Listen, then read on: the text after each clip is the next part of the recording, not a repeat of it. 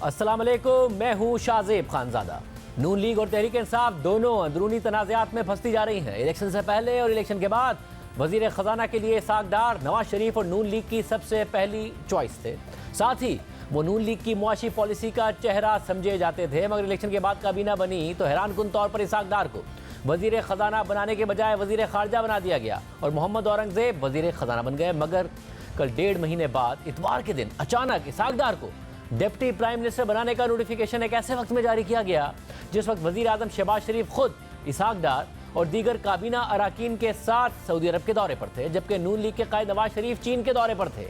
इस पर सवाल उठ रहा है कि नून लीग की ऐसी क्या मजबूरी थी कि ऐसी उजलत में इसाक डार को नायब वजीर आजम बनाया गया। हालांकि आइन में इस ओहदे की कोई गुंजाइश नहीं है, ये कोई बाइख्तियार ओहदा भी नहीं है, मगर फिर भी नून लीग इसाक डार के हवाले से मुसलसल इस तरह के गैर मामूली फैसले ले रही है। हुकूमत में आने के बाद हैरान कुन तौर पर वजारत खजाना का कलमदान इसाक डार को नहीं मिला, मगर उन्हें अहम मुआशी कमेटियों में शामिल किया गया।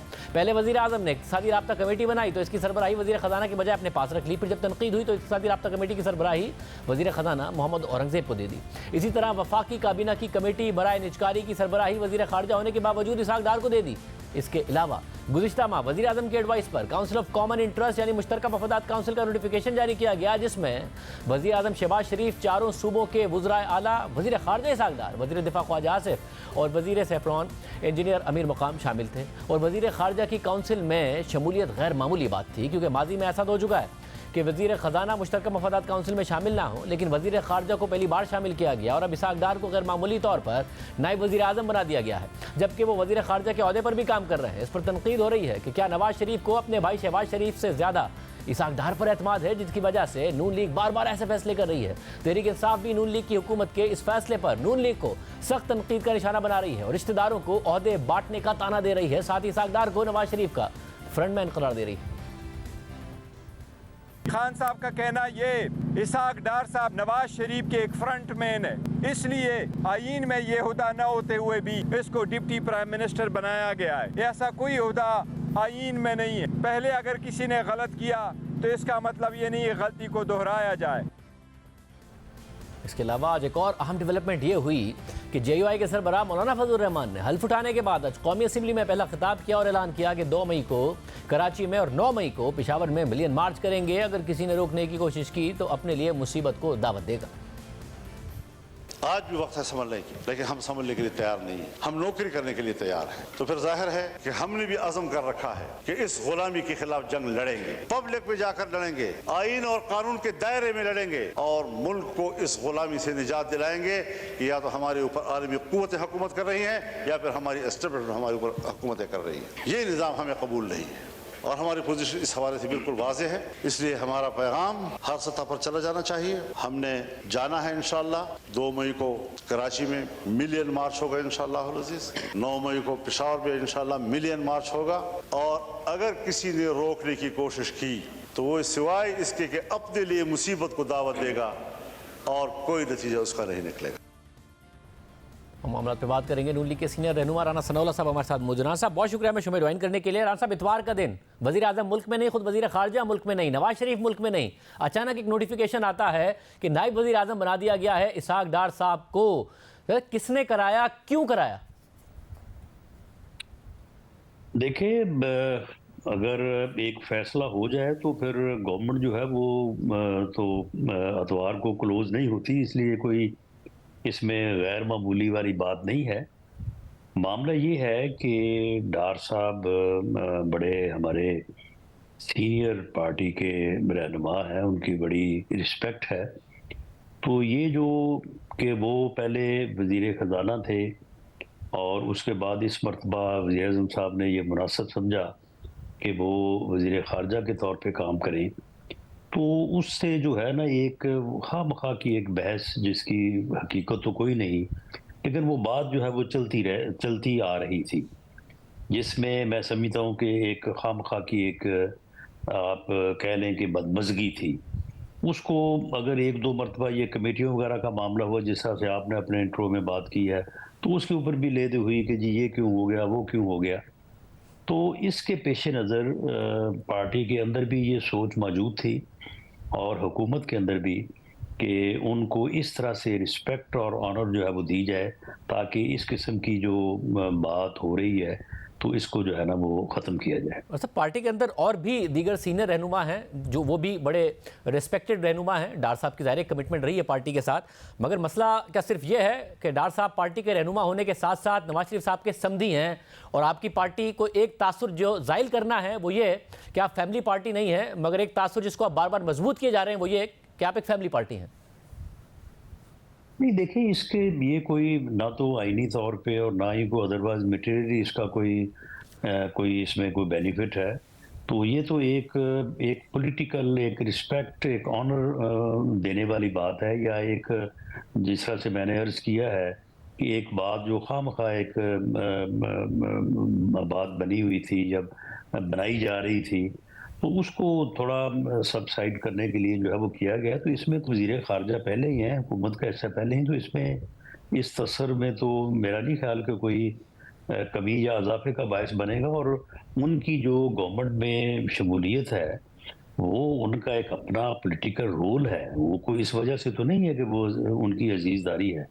अगर वो अजीज़दारी ना भी हो तो तब भी जिस किस्म का उनका पार्टी के साथ कमिटमेंट है, पार्टी के साथ रोल है, तो वो ये पोजीशन डिजर्व करते हैं। वैसे बदमज़गी किसके साथ चली आ रही थी? आपने कहा जब से वो वज़ीर ख़जाना नहीं बने, क्या नवाज शरीफ साहब इस मामले से खुश नहीं थे? उन्होंने एक स्टेटमेंट दिया है शहबाज शरीफ साहब को या फिर इदारों को, इसहाक डार साहब को डिप्टी प्राइम मिनिस्टर बना के? नहीं, इसमें कोई स्टेटमेंट वाली या कोई ऐसी बिल्कुल बात नहीं थी। अगर ये बात थी या इस बात को बनाया जाता था तो ये सिर्फ आपके यहाँ ही था।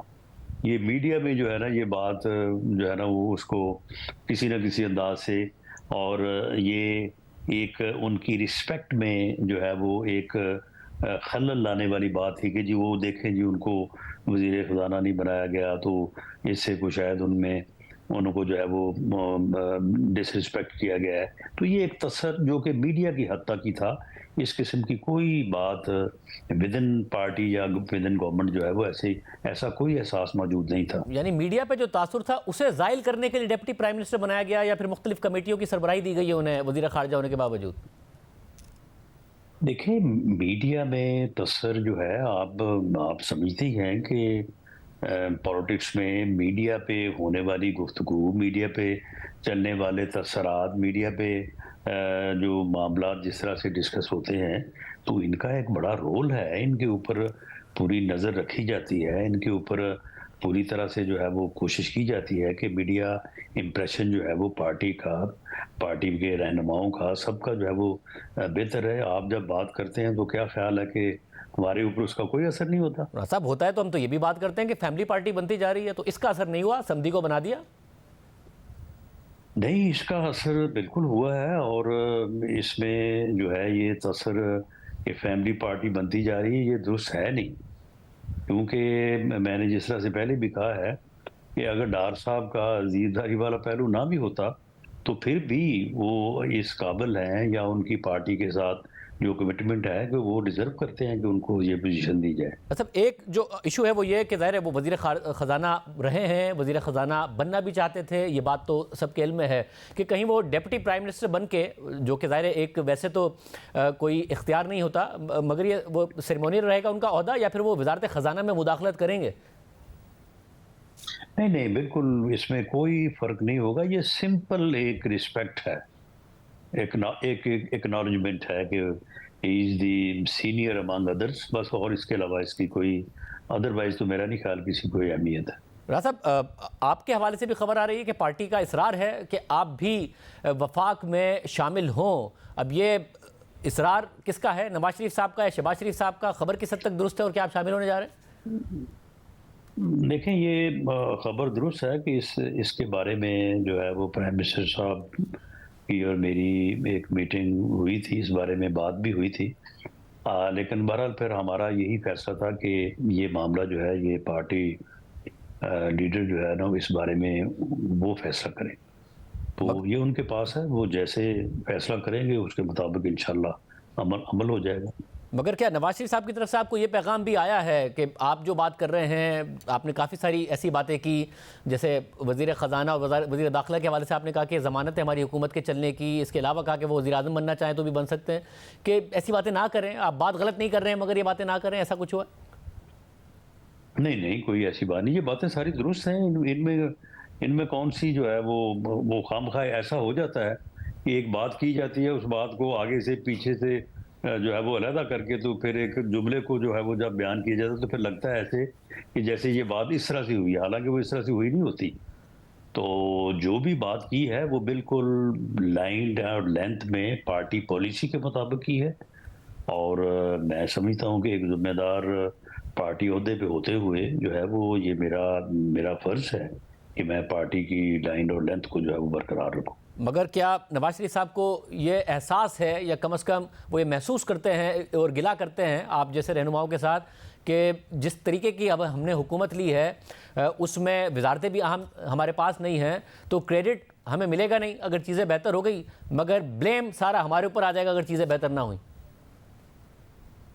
नहीं, उन्होंने कभी ऐसी गुफ्तगू नहीं की, लेकिन बहरहाल वो चाइना से वापस आके तो वो एक मीटिंग पार्टी के सीनियर्स की करनी चाहते हैं, और उसमें जो है वो ये सारा जो जहाँ से हमने 21 अक्टूबर से लेके 8 फरवरी तक और 8 फरवरी से लेके आज तक जो भी मामलात हैं इनके ऊपर बिल्कुल बात होगी। और जिस तरह से मैंने पंजाब का इजलास किया है और वहाँ पे तकरीबन को 3.5 घंटे सबको मौका दिया कि सब ने अपनी अपनी जो भी उनके दिल में किसी कोई के पास कोई बात कड़वी थी, कोई अदरवाइज थी, पार्टी में जो है वो किसी के हक में थी, किसी का, सब ने बात की है।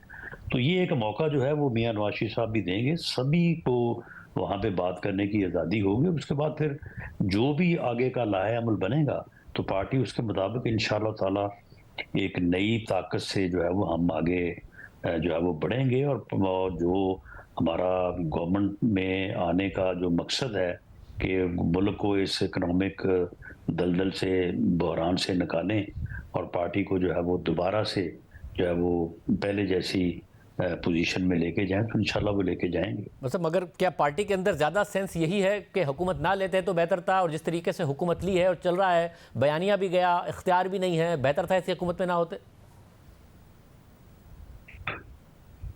नहीं, इस बारे में जब भरपूर डिस्कशन होगी तो उसके बाद फिर जो है ये इस बारे में एक हतमी, देखिए ना, ये किसी की राय ये हो सकती है, किसी की एक की राय हो सकती है, दो की राय हो सकती है, लेकिन किसी की इससे मुख्तलिफ भी हो सकती है। तो ये जब फिर दोनों आरा सामने आएगी, क्योंकि ये पहले एक राय थी कि गवर्नमेंट ना ली जाए, लेकिन उसके बाद फिर दूसरी आरा भी थी, और उसके बाद फिर जब फैसला हुआ तो वो सभी ने फिर उस फैसले के साथ खड़े होना था। तो इसमें आरा तो मुख्तलिफ हो सकती हैं, ये पॉलिटिकल पार्टी है, कोई रजमट तो नहीं है। ऐसा वो ठीक है, मगर जब आप कह रहे हैं कि इंशाल्लाह फिर सब उस फैसले के साथ चलेंगे। मगर फैसला होगा क्या? हुकूमत आपने ले ली, फैसले का इख्तियार अब आपके पास है ही कहाँ? नवाज शरीफ साहब आरा ले लें, फैसला क्या कर सकते हैं? अब क्या हुकूमत से बाहर निकलेंगे?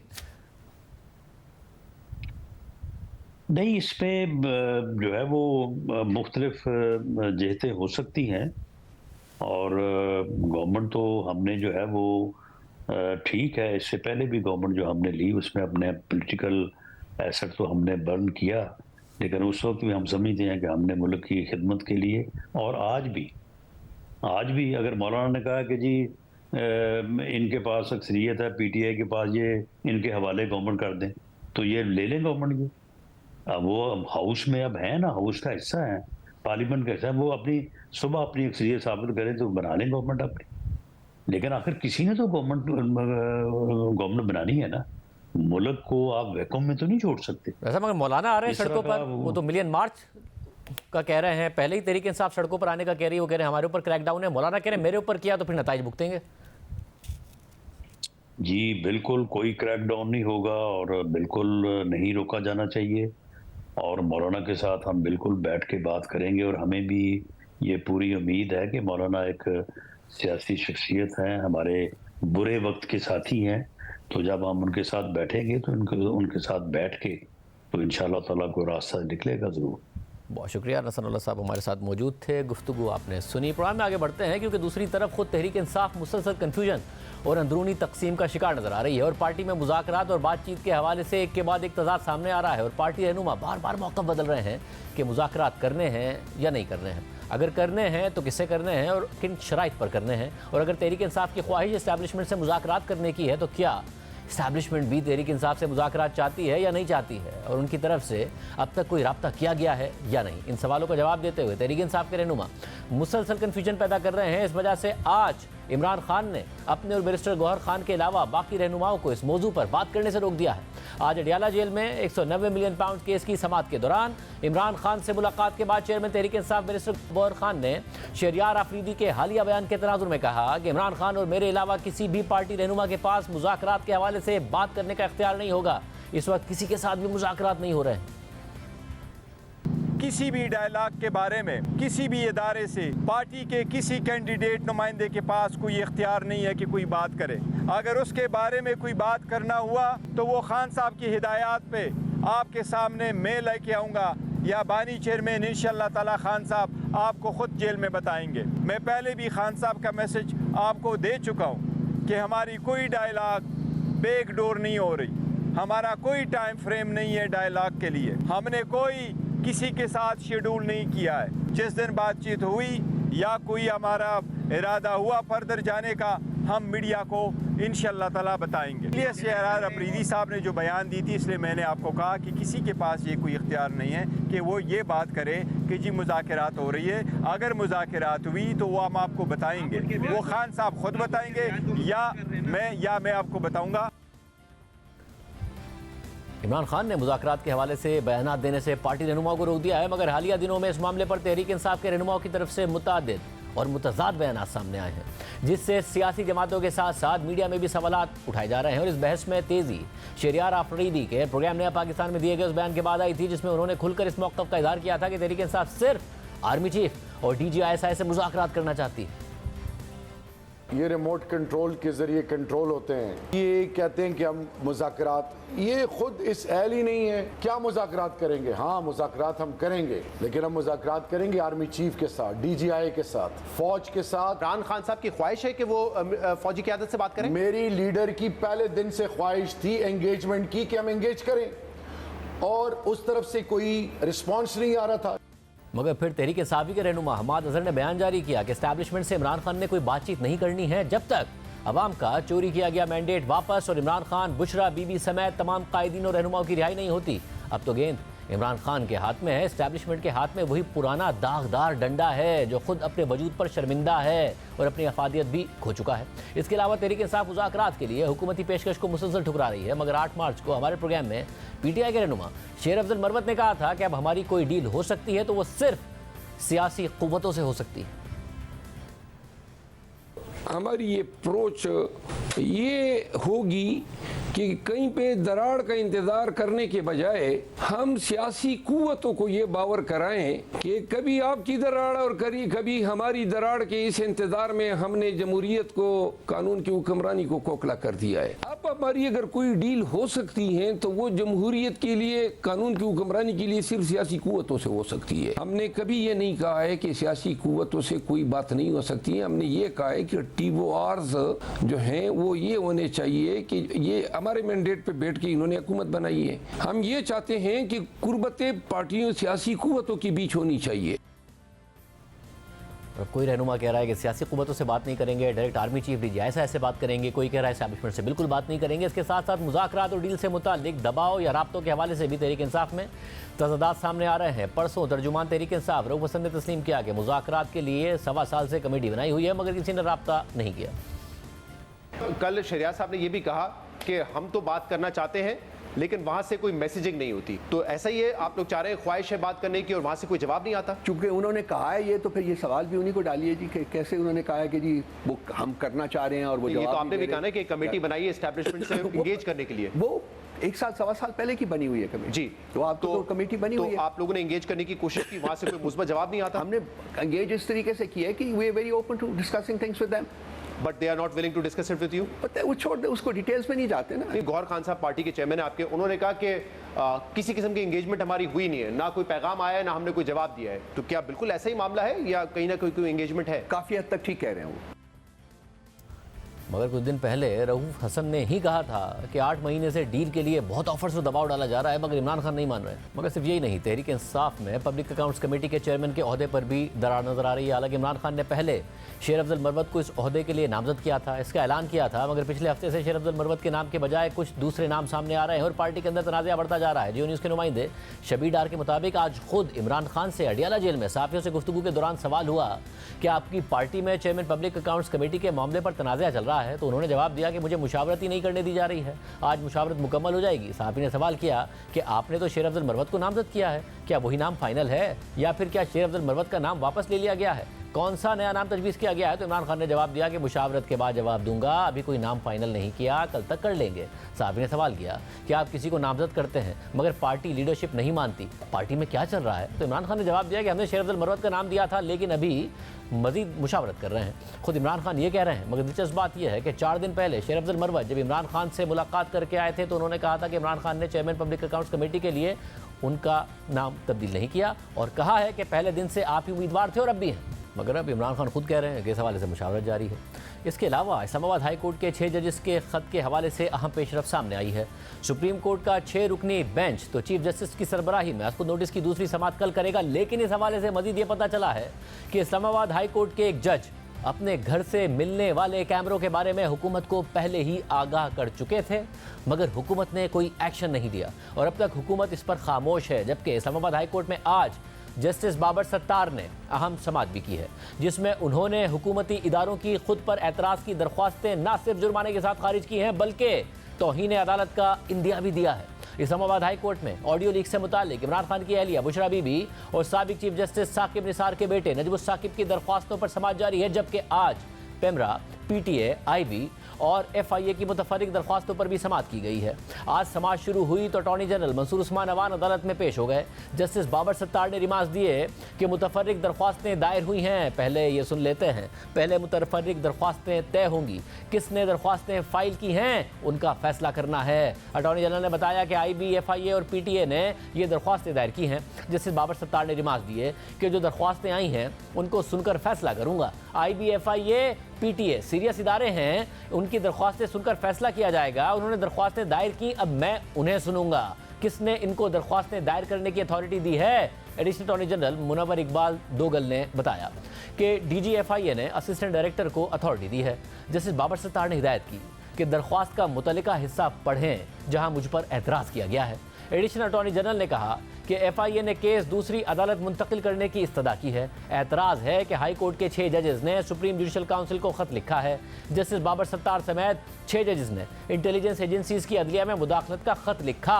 इस पर जस्टिस बाबर सत्तार ने सवाल किया कि एफआईए का आईएसआई से क्या ताल्लुक है, यह ख़त एफआईए से किस तरह मुताल्लिक है, आईएसआई के मामले से एफआईए का क्या ताल्लुक है। जस्टिस शौकत सिद्दीकी के जो इल्ज़ामात हैं, इस अदालत के जजेस उनको सपोर्ट कर रहे हैं। इस अदालत के जजेस ने कहा कि वो जस्टिस शौकत सिद्दीकी के इल्ज़ामात की तहकीकात करने को सपोर्ट करते हैं। आपने ख़त का जो हिस्सा पढ़ा ये आईएसआई से मुताल्लिक है, एफआईए से मुताल्लिक नहीं है। Additional attorney general Munawwar Iqbal Dogal ने जवाब दिया कि जी बिल्कुल ऐसा ही है। जैसे बाबर सत्तार ने इस्तफसार किया कि क्या एफआईए इंटेलिजेंस एजेंसी है। Additional attorney general Munawwar Iqbal Dogal ने बताया कि एफआईए इंटेलिजेंस एजेंसी नहीं है। जस्टिस बाबर सत्तार ने फिर सवाल किया कि क्या हाई कोर्ट के जजेस को ब्लैकमेल करने से एफआईए का कोई ताल्लुक है। तो एडिशनल अटॉर्नी जनरल ने जवाब दिया कि ऐसा तो नहीं है, लेकिन ख़त में लफ्ज़ इंटेलिजेंस एजेंसीज इस्तेमाल किया गया है। तो जस्टिस बाबर सत्तार ने अगला सवाल किया कि क्या एफआईए का जजेस के घरों में खुफिया कैमरे लगाने से कोई ताल्लुक है। तो एडिशनल अटॉर्नी जनरल ने कहा कि नहीं, उनका ताल्लुक तो नहीं है। एक पटिशन में एजेंसीज के किरदार से मुताल्लिक बात की गई है, इसलिए मैं कह रहा हूँ। तो जस्टिस बाबर सत्तार ने दोबारा सवाल किया कि अगर एग्जीक्यूटिव जजेस को ब्लैकमेल करे तो क्या जजेस का मफादात का टकराव हो जाएगा। मुफादात के टकराव की क्या आप इस तरह तारीफ करेंगे। इसके बाद अदालत ने एफआईए की मुतफर्रिक दरख्वास्त जुर्माने के साथ खारिज कर दी और डीजीएफआईए के खिलाफ तौहीन अदालत की कार्रवाई का इंदिया भी दे दिया, जबकि दरख्वास्त दायर करने पर एफआईए पर 5 लाख रुपए जुर्माना भी आयद कर दिया। जस्टिस बाबर सत्तार ने रिमार्क्स दिए कि डीजीएफआईए के खिलाफ तौहीन अदालत की कार्रवाई भी शुरू हो सकती है, जबकि इसी केस में अदालत ने इंटेलिजेंस ब्यूरो के ज्वाइंट डायरेक्टर जनरल को जाती हैसियत में तलब कर लिया। दौरान समाअत जस्टिस बाबर सत्तार ने सवाल किया कि इंटेलिजेंस ब्यूरो की मुतफर्रिक दरख्वास्त किसकी मंजूरी से दायर हुई है। एडिशनल अटॉर्नी जनरल ने बताया कि joint director general intelligence bureau ने मंजूरी दी है। जस्टिस बाबर सत्तार ने रिमार्क दिए कि उनका कोई नाम होगा, वालदेन ने कोई नाम तो रखा होगा। एडिशनल अटॉर्नी जनरल ने जवाब दिया कि उनका नाम तारिक महमूद है। जस्टिस बाबर सत्तार ने हिदायत की कि आइंदा समाअत पर वो खुद पेश हों। इसके बाद ऑडियो लीक्स केस में पेमरा और पीटीए की मुतफर्रिक दरख्वास्तों पर समाअत हुई और जस्टिस बाबर सत्तार ने पीटीए और पेमरा की दरख्वास्तें भी 5-5 लाख रुपए जुर्माने के साथ खारिज कर दी और इंदिया दिया कि पेमरा, पीटीए और एफआईए की अथॉरिटीज़ के खिलाफ तौहीन अदालत की कार्रवाई भी शुरू हो सकती है। इसके बाद साबिक एडवोकेट जनरल इस्लामाबाद जहांगीर खान जदून रोशन पर आ गए और कहा कि मैं इस केस में वकील नहीं हूं, लेकिन कुछ कहना चाहता हूं। फजूल और गैर संजीदा दरख्वास्तें दायर करने पर इन सब की जेबों से जुर्माना लिया जाए। कौमी खजाने से यह रकम अदा नहीं की जानी चाहिए। यह सिलसिला अब बंद होना चाहिए। जस्टिस बाबर सत्तार का additional attorney general Munawwar Iqbal Dogal से मुकालमा करते हुए कहना था कि केस दूसरी अदालत मुंतकिल करने की मुतफर्रिक दरख्वास्तें दायर करने का मकसद अदालती कार्रवाई को शर्मिंदा करना है। हम और आप एक ही दुनिया में रहते हैं, हम बिल्कुल समझ रहे हैं। अगर एग्जीक्यूटिव जजेस को धमकाए और जजेस तौहीन अदालत की कार्रवाई शुरू करें तो मफाद का टकराव कैसे है? क्या जज जाती मफाद के लिए तौहीन अदालत की कार्रवाई करेगा? क्या अदालत आईबी और एफआईए के सारे केस सुनना छोड़ दे? आपकी दलील मान ली जाए तो फिर तो हुकूमत के खिलाफ कोई केस ही नहीं सुनना चाहिए। इसके बाद ऑडियो लीक्स केस में अदालती मावर बैरिस्टर एतजाज एहसन ने दलाइल देते हुए कहा कि मुझे खुशी है कि अब जजेस कह रहे हैं कि enough is enough. Aitzaz Ahsan ने दौरान दलाइल एग्रीकल्चर डिपार्टमेंट का नाम लिया तो जस्टिस बाबर सत्तार ने सवाल किया कि आप किसकी बात कर रहे हैं? यहाँ तो बहुत सारे एग्रीकल्चर डिपार्टमेंट हैं। जस्टिस बाबर सत्तार के रिमार्क्स पर अदालत में कह लग गए। बैरिस्टर एतजाज एहसन ने कहा कि मैं पंजाब एग्रीकल्चर डिपार्टमेंट की बात कर रहा हूँ। जस्टिस बाबर सत्तार ने केस की समाअत मुलतवी करते हुए रिमार्क दिए कि आइंदा समाअत की तारीख तहरीरी हुक्मनामे में शामिल होगी। बेनज़ीर भुट्टो केस के मुताबिक किसी की भी जासूसी गैर कानूनी है। क्या यह अदालत सिर्फ एक डिक्लेरेशन दे दे और फेडरेशन उसकी खिलाफ वर्जी करती रहे? कल कोई दरख्वास्त आती है और फेडरेशन आकर कह देती है कि हमने नहीं किया तो क्या होगा? एतजाज एहसन साहिब इस नुक्ते पर अदालत की मुआवनत करें। आज की समाअत में इस्लामाबाद हाई कोर्ट के 6 जजेस की जानिब से लिखे गए खत का तस्करा हुआ और इस मामले पर चीफ जस्टिस काजी फाइज ईसा की सरबराही में सुप्रीम कोर्ट का 6 रुकनी बेंच कल समाअत करेगा। बेंच में justice Mansoor Ali Shah, justice Jamal Bandokhel, justice Athar Minallah, justice Musarrat Hilali और जस्टिस नईम अख्तर अफगान भी शामिल होंगे और supreme court Islamabad high court के फुल कोर्ट इजलास में मुत्तफिका तौर पर मंजूर करदा तजावीज़ का जायजा लेगी। इस हवाले से गुज़िश्ता रोज़ यूनिस के प्रोग्राम नया पाकिस्तान में मेज़बान शहजाद इकबाल ने इंकिशाफ किया कि पिछले साल जब इस्लामाबाद हाई कोर्ट के एक जज के घर से कैमरे पकड़े गए तो उसी वक्त ये मसला उस वक्त की पीडीएम हुकूमत के अहम अरकान के सामने उठाया गया था, जो आज भी उन्हीं ओहदों पर फाइज हैं। मगर उन्होंने उस वक्त इस प्राइवेसी की संगीन खिलाफ वर्जी और मुदाखलत पर हैरानी का इजहार तो किया, मगर कोई एक्शन लेने के बजाय इसे नज़रअंदाज कर दिया। इस्लामाबाद हाई कोर्ट के जिस जज के घर से खुफिया कैमरे पकड़े गए थे, उन्होंने अपने साथी जज को फौरी तौर पर इससे आगाह कर दिया था और फिर यह मामला उस वक्त के वफाकी वजीर कानून आजम नज़ीर तारड़ के सामने रखा गया, जो आज भी वजीर कानून हैं। आजम नज़ीर तारड़ ने इस वाक़े पर शदीद हैरानी का इजहार करते हुए कहा कि यह अमल नाकाबिले बर्दाश्त है, मगर उन्होंने इस संगीन मुदाखलत पर कोई एक्शन नहीं लिया। वजीर कानून के बाद उस वक्त के अटॉर्नी जनरल मंसूर उस्मान अवान को भी आगाह किया गया, जो आज भी अटॉर्नी जनरल हैं। उन्होंने भी इस पर हैरानी का इजहार करते हुए कहा कि यह अमल किसी सूरत नहीं होना चाहिए, लेकिन उन्होंने भी इस पर कुछ नहीं किया। शहजाद इकबाल के मुताबिक यह मामला उस वक्त के आईएसआई हुक्काम के सामने भी उठाया गया, मगर उन्होंने भी किसी किस्म की इन्वॉल्वमेंट से इनकार कर दिया, जिसका जिक्र 6 जजेस के खत में भी किया गया है। जज के ड्राइंग रूम और बेडरूम से कैमरे निकलने का मामला डीजी इंटेलिजेंस ब्यूरो के सामने भी उठाया गया, जिन्होंने बाद में जज की रिहाइश गाह से मजीद कैमरे तलाश करने के लिए पूरे घर की स्कैनिंग की। ये वही डीजीआईबी हैं जो आज भी अपने ओहदे पर फाइज हैं। शहजाद इकबाल के मुताबिक हुकूमत को इस मामले का इल्म पिछले साल से था, मगर इसने कोई एक्शन नहीं लिया। अगर हुकूमत उस वक्त कोई एक्शन लेती तो शायद इस्लामाबाद हाई कोर्ट के 6 जजेस को खत लिखने की जरूरत ही ना पड़ती। जजेस ने मुदाखलत का इल्म होने के बाद जिन जिन शख्सियात को इस मामले से आगाह किया, वो सारी बातें वो हल्फनामे की सूरत में लिख कर देने के लिए तैयार हैं। वजीर कानून ने इस मामले पर कोई जवाब नहीं दिया, जबकि अटॉर्नी जनरल ने इन मालूमात की तरदीद नहीं की और ये कहा कि ये मामला इस वक्त अदालत में ज़ेर बहस है। इस मामले पर हमने भी आज अटॉर्नी जनरल और वफाकी वजीर कानून से रब्ता किया और उन्हें प्रोग्राम में आने की दावत दी, जिस पर अटॉर्नी जनरल ने तो कोई जवाब नहीं दिया, जबकि वजीर कानून के स्टाफ ने उनकी मसरूफियात के सबब प्रोग्राम में उनकी शिरकत से माजरत कर ली। तो फिर हमने उनसे मौक़िफ़ देने की दरख्वास्त की, मगर उन्होंने वो भी नहीं दिया। जबकि 27 अप्रैल को फेडरल जुडिशल अकेडमी में ज़िला अदलिया के जजेस से खिताब करते हुए सुप्रीम कोर्ट के जस्टिस अतर मिनल्ला ने कहा कि अगर अवाम का हम पर एतमाद नहीं है तो हम आज़ाद अदलिया की हैसियत से कोई दावा नहीं कर सकते। इस्लामाबाद हाई कोर्ट के चीफ जस्टिस की हैसियत से 4 साल में मुझे सिर्फ एक शिकायत मिली थी। एडिशनल सेशन जज ने रिपोर्ट किया कि उन पर सरअंदाज होने की कोशिश की गई, तो मैंने उनको तारीफी लेटर दिया था। आजाद मंच मुनसिफ तभी बन सकता है जब उसको पता हो कि मैंने आजाद ही रहना है। हमें अगर ये एहसास पैदा हो जाए, और उसका टेस्ट एक ही है कि आवाम का हम पे एतमाद हो। अगर आवाम का हम पे एतमाद नहीं तो हम एक आजाद अदलिया की हैसियत से कोई क्लेम नहीं कर सकते। हमारे इस्लामाबाद की डिस्ट्रिक्ट जुडिशरी से कुछ हमारे साथ बैठे, मेरे 4 साल में एक शिकायत मिली और एक एडिशनल डिस्ट्रिक्ट सेशन जज ने रिपोर्ट किया कि उसको इन्फ्लुएंस करने की कोशिश की गई। मैंने उसको न सिर्फ एप्रिसिएशन का लेटर दिया, साथ एक सर्कुलर इशू किया कि जो भी किसी को इन्फ्लुएंस करने का अटेम्प्ट भी करेगा वो जज फौरन अपने सीनियर को, डिस्ट्रिक्ट सेशन जज को इत्ला दे। अगर उसने कोई एक्शन नहीं किया या मुझे चीफ जस्टिस को नहीं बताया प्रॉम्प्टली तो वो फिर मिसकॉन्डक्ट हो। इसके अलावा गुज़िश्ता रोज़ लाहौर में आसमा जहांगीर कॉन्फ्रेंस से खिताब करते हुए सुप्रीम कोर्ट के सीनियर तरीन जज और मुस्तकबिल के चीफ जस्टिस मंसूर अली शाह ने कहा कि हमारे मामलात में कोई बैरूनी मुदाखलत नहीं हो सकती। इस सिलसिले में फायरवॉल होना बहुत ज़रूरी है। बैरूनी मुदाखलत के खिलाफ अदलिया मुत्तहिद। फायर वॉलिंग बहुत जरूरी है। कोई एक्सटर्नल इंटरफेरेंस नहीं हो सकती हमारे मामलात। The judiciary will stand united against any interference that comes into our system and we take it seriously. ये नहीं हो सकता, ये हमें देखना है और इस फायर वॉल को डेवलप करना है। I want to say much because हम सुओ मोटो में इस चीज़ को देख रहे हैं। There has to be a fire wall. We have to work in all the institutions in the country and I want them to hear me now. All the institutions in the country must realise कि अगर justice नहीं है तो वो नहीं, justice होगा तो सब चलेंगे। उनके लिए भी बेहतर है, उनके लिए भी बेहतर है और उनके लिए भी बेहतर है कि हमारा जस्टिस सिस्टम चले। If you weaken the justice system you weaken yourself. Every institution is weakening itself if you weaken justice system. So I don't understand, there is no rocket science about it. Please, justice system has to be strong, robust and independent for all the other institutions to develop and grow and prosper. It's a simple message. Please get through that. पता नहीं क्यों नहीं बात समझ आ रही किसी को।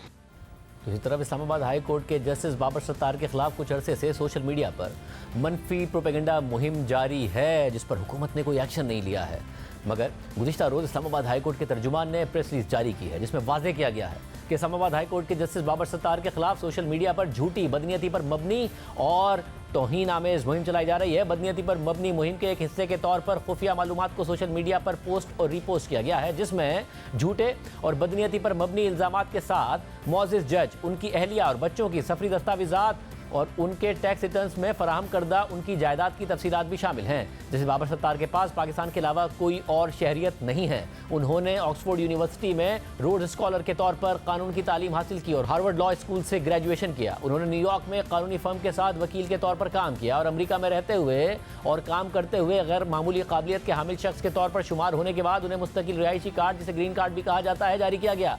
वो 2005 में अमेरिका में मुलाजमत छोड़कर पाकिस्तान वापस आए और तब से वो पाकिस्तान में मुकीम हैं और काम कर रहे हैं। जैसे बाबर सत्तार की अहलिया और बच्चे पाकिस्तान और अमेरिका के शहरी हैं। वो 2021 तक अमेरिका में मुकीम थे, लेकिन जस्टिस बाबर सत्तार के इस्लामाबाद हाई कोर्ट के जज के तौर पर तैनात होने के बाद पाकिस्तान वापस आ गए और अब इस्लामाबाद में रहते हैं। जस्टिस बाबर सत्तार के इस्लामाबाद हाई कोर्ट के जज की हैसियत से तकर्रुर से पहले ही उन्होंने chief justice Islamabad high court को रिपोर्ट किया था कि वो पाकिस्तानी शहरी हैं और उनके पास ग्रीन कार्ड है, जिसकी वजह से वो बगैर वीज़े के अमेरिका जा सकते हैं। जस्टिस बाबर सत्तार की वालदा माहिर तालीम हैं, जिन्होंने 1992 में रावलपिंडी में अपनी मिल्कियत के तौर पर एक स्कूल कायम किया। जस्टिस बाबर सत्तार का इसमें कोई मिल्कियती मफाद नहीं है और वो इसके इंतज़ाम से वाबस्ता नहीं है। जज मुकर्रर होने से पहले उनकी कानूनी फर्म ने स्कूल के कानूनी मुशीर के तौर पर काम किया और अपनी कानूनी खिदमात के लिए फीस वसूल की। जिस बाबर सत्तार पाकिस्तान और अमेरिका में असासों के मालिक हैं, जो उनके टैक्स गोशवारों में दर्ज हैं और ये असासे उनके जज बनने से पहले जुडिशल कमीशन ऑफ पाकिस्तान ने जांचे थे। तमाम रियल एस्टेट असासे जो उनके पास हैं वो या तो विरासत में मिले या उस वक्त हासिल किए गए जब वो वकील थे। जज के तौर पर अपने तकर्रुर के बाद से उन्होंने कोई रियल एस्टेट असासा हासिल नहीं किया। वो किसी भी कारोबारी इदारे के इंतजाम से वाबस्ता नहीं है। बाहैसियत जज उन्होंने किसी ऐसे केस की समाअत नहीं की जिसमें उनके ख़ानदान के किसी फ़र्द का कोई भी मफाद हो। ये प्रेस रिलीज इसलिए जारी की जा रही है कि इस्लामाबाद हाई कोर्ट के जजों के ज़ाब्ता अखलाक को बरकरार रखने और नाफिज करने के लिए पुरअज़म है और अवामी इख्तियारात का इस्तेमाल करने वाले इदारे के तौर पर यह पाकिस्तान के अवाम के सामने जवाबदेह है। ये तो थी जस्टिस बाबर सत्तार के हवाले से इस्लामाबाद हाई कोर्ट की वजाहत, लेकिन 6 जजेस के खत के मामले पर कल सुप्रीम कोर्ट में अहम समाअत होगी। प्रोग्राम में ब्रेक शामिल करते हैं और अहम खबर आपके सामने रखेंगे।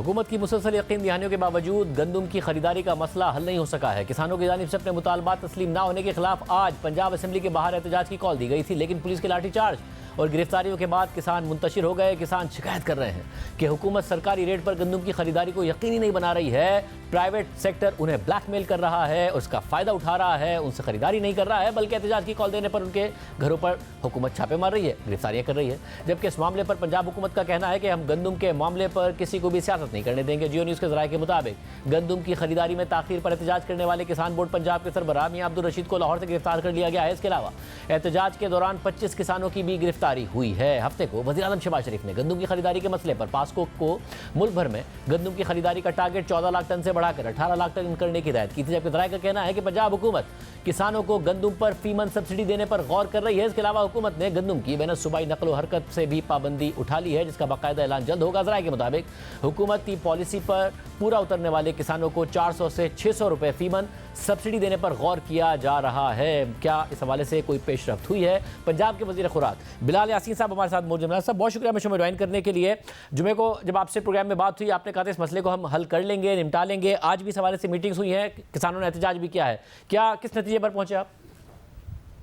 बहुत शुक्रिया शाहजेब साहब। मुझे पता है कि आप इश्यूज पे गहरी नजर रखते हैं। मेरी गुजारिश होगी कि जो गवर्नमेंट का पॉइंट ऑफ व्यू है वो मुझे एक मिनट में मैं बता के उसके बाद मैं अनाउंसमेंट भी आपके प्रोग्राम के जरिए करना चाहता हूँ।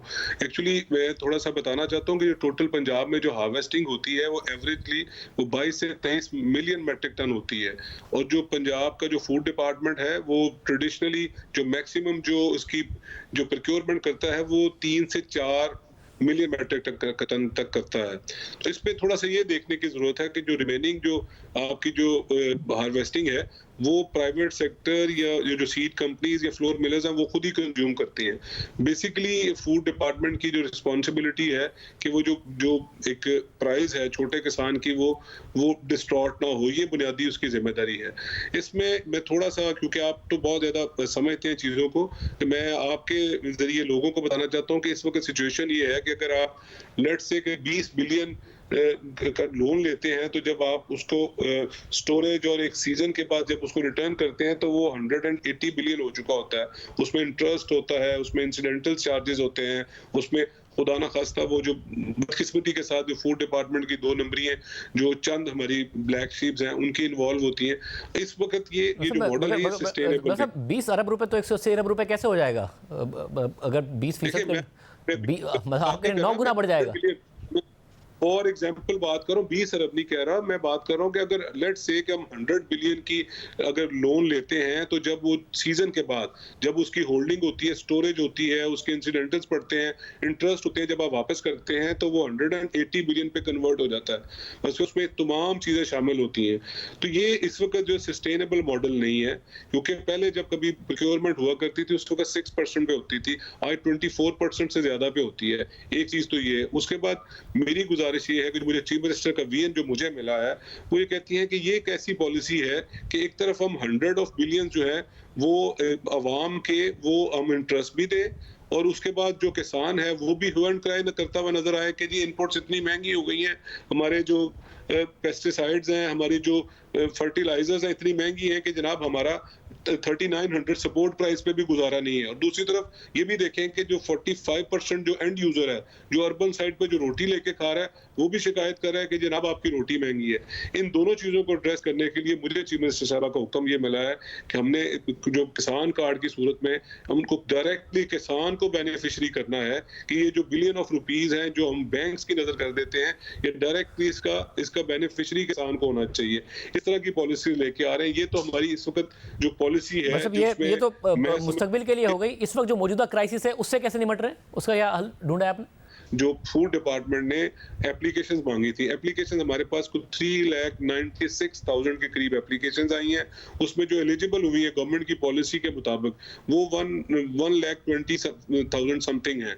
उनको हम एंटरटेन कर रहे हैं। मैंने जुमे वाले दिन भी आपके प्रोग्राम में कहा था कि कौन कह रहा है कि हम प्रोक्योरमेंट करने नहीं जा रहे। इशू ये है कि जो क्लाइमेट चेंज जो हिट कर रही है उसमें आपको पता है लाहौर में इस वक्त भी, लाहौर और इसमें पंजाब में सराउंडिंग में इस वक्त भी रेनी सीजन है। जो फूड डिपार्टमेंट जो प्रोक्योर करता है वो करता है 10% मॉइस्चर के साथ। अगर उससे ऊपर आप प्रोक्योरमेंट करेंगे तो उसमें फंगस और मुख्तलिफ दूसरी चीजों का अंदेशा होता है। अब ये आपने फिर हिसाब लगाया किस हिसाब से, क्योंकि एक तरफ किसान प्रोटेस्ट कर रहे हैं, उनके ऊपर क्रैकडाउन कर रहे हैं, गिरफ्तारियां कर रही है हुकूमत, दूसरी तरफ ये मसला हल आज हुआ है या नहीं हुआ है, मैं ये जानना चाह रहा हूँ। एज ऑफ नाउ आपके पास उन्हें मुतमईन करने के लिए सॉल्यूशन है कि वो आपकी बात सुने और फिर घर चले जाएं, या फिर कल वापस वो एहतजाज करें और सरापा एहतजाज बने रहें? कोई सॉल्यूशन नहीं है इस वक्त एज ऑफ नाउ। ही नहीं। देखिए दो चीजें मैं आपके थ्रू मैं यहाँ पे अनाउंसमेंट कर रहा हूँ। एक तो जहाँ पे प्रोक्योरमेंट के लिए किसने रोका है, प्रोक्योरमेंट होने जा रही है, जिस डिस्ट्रिक्ट में मुझे ये कहेंगे कि जी यहाँ पे मॉइस्चर 10% पे है, वहां पे मैं सुबह ही वहां पे प्रोक्योरमेंट की जो है ना इजाजत दिलवाता हूँ। हमारे जो बैग्स हैं जिसको बारदाना, हरफे आम में बारदाना कहते हैं, तमाम सेंटर्स पे 400 सेंटर्स पे पहुंच चुके हैं। हम प्रोक्योरमेंट करेंगे। गवर्नमेंट की इस तरह की कोई पॉलिसी नहीं है कि हम प्रोक्योरमेंट से भाग रहे हैं, मगर करेंगे वो जो छोटा किसान है, जो हमारे पास एप्लीकेंट है। दूसरा, हमें पता है कि अगर किसान को हिट पड़ती है कि उसके जो इनपुट्स हैं वो इतनी महंगी है, उसके बाद जो उनको हिट पड़ी है उनको कंपनसेशन देंगे, क्योंकि हमारे पास ये प्लान मौजूद है। बट आपने जिस तरह कहा ये फ्यूचर प्लान है। अभी प्रेजेंट सिनेरियो में जिनको हिट पहुंची है उनके लिए मुझे चीफ मिनिस्टर साहब के हुक्म है कि आप बैंक ऑफ पंजाब के साथ अरेंजमेंट्स रखें। हमने उनको हर सूरत में कंपनसेट करना है। बहुत शुक्रिया। देखते हैं कि ये मसला हल होता है या नहीं होता। प्रोग्राम में आगे बढ़ते हैं। दिसंबर में महंगाई 30% की सतह पर रहने के बाद भी महंगाई की सतह बुलंद है, मगर हाई बेस इफेक्ट की वजह से उसमें कमी भी आ रही है। मार्च में महंगाई 20.7% रही और अप्रैल के महीने में महंगाई 17 से 18% के दरमियान रहने की तवक्को है। मार्च में कोर इन्फ्लेशन 15.7% रही, जिसके बाद ये तवक्को की जा रही थी कि स्टेट बैंक यहाँ से आहिस्ता आहिस्ता शरह सूद में कमी लाएगी, मगर इस खदशे का भी इजहार किया जा रहा था कि स्टेट बैंक अगले IMF प्रोग्राम से पहले कॉशियस अप्रोच अपनाएगी और शरह सूद को 22% की बुलंद सतह पर बरकरार रखेगी, और आज ऐसा ही हुआ है। मॉनेटरी पॉलिसी कमेटी के इजलास के बाद स्टेट बैंक ने शरह सूद को 22% की बुलंद तरीन सतह पर बरकरार रखा है। और जहां मॉनेटरी पॉलिसी स्टेटमेंट में ये बात की गई है कि महंगाई में बतदरीज कमी आ रही है, तो वहीं बैनुल अक़वामी मार्केट में तेल और दीगर अशिया की कीमतों में इजाफे के खतरे का भी जिक्र किया गया है। गर्दिशी कर्जों का मसला हल करने और फिस्कल कंसोलिडेशन के लिए टैक्स रेट बढ़ाने से महंगाई के खतरात का जिक्र किया गया है, और इसी वजह से स्टेट बैंक का कहना है कि शरह सूद को 22% पर बरकरार रखा है, जबकि सितंबर 2025 तक महंगाई 5 से 7% पर लाने का टारगेट भी बरकरार रखा गया है। आज को हमें इतना याद दीजिए। अल्लाह हाफ़िज़।